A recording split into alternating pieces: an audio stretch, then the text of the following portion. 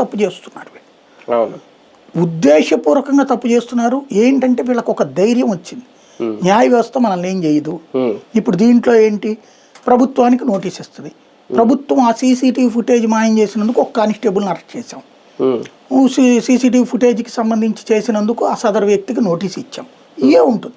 ఎందుకంటే వీళ్ళు న్యాయ వ్యవస్థను ఇన్ఫ్లుయెన్స్ చేయడానికి సోషల్ మీడియాను బాగా వాడుతున్నారు. ఇప్పుడు ఆ వ్యక్తి గురించి సోషల్ మీడియాలో విపరీతంగా పోస్టులు పెట్టి అది న్యాయ వ్యవస్థ చూసేలా చేస్తారు. తద్వారా సమాజంలో వీళ్ళే కామెంట్లు, అంటే వీళ్ళు ఎట్లా ఉందంటే ఆల్రౌండ్ ప్లే చేస్తున్నారు. వీళ్ళే సోషల్ మీడియాలో వాడి గురించి పెడతారు, వీళ్ళే వాడి మీద ఎందుకు చర్యలు తీసుకోకూడదని కామెంట్లు పెడతారు, వీళ్ళే ఇది న్యాయ వ్యవస్థ కూడా ఇట్లాంటి వాటిలో జోక్యం చేసుకోకూడదని కూడా పోస్టులు పెడతారు. ఇదివరకు న్యాయ వ్యవస్థ అనేది ఒక వైట్ పేపర్గా ఉండేది. ఇప్పుడు న్యాయ వ్యవస్థ సోషల్ మీడియా ఇన్ఫ్లుయెన్స్కి గురవుతుంది.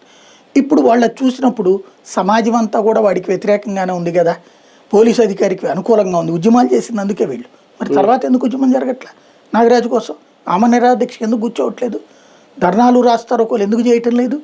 ఆ రోజున వచ్చినటువంటి వాళ్ళు ఎవరయ్యా అంటే గతంలో క్రిమినల్స్ వాళ్ళందరూ మారిపోయారు. గతంలో ఉన్న క్రిమినల్ మారిపోతాడా?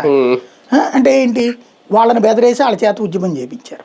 నిజంగా ప్రజలందరికీ ఉంటే కనుక ప్రజలందరూ రోడ్డు మీదకి వచ్చి కూర్చోవాలి కదా, ఎందుకని కూర్చోవటం లేదు అంటే అది ఒక ఆ రోజు ఫ్యాబ్రికేటెడ్.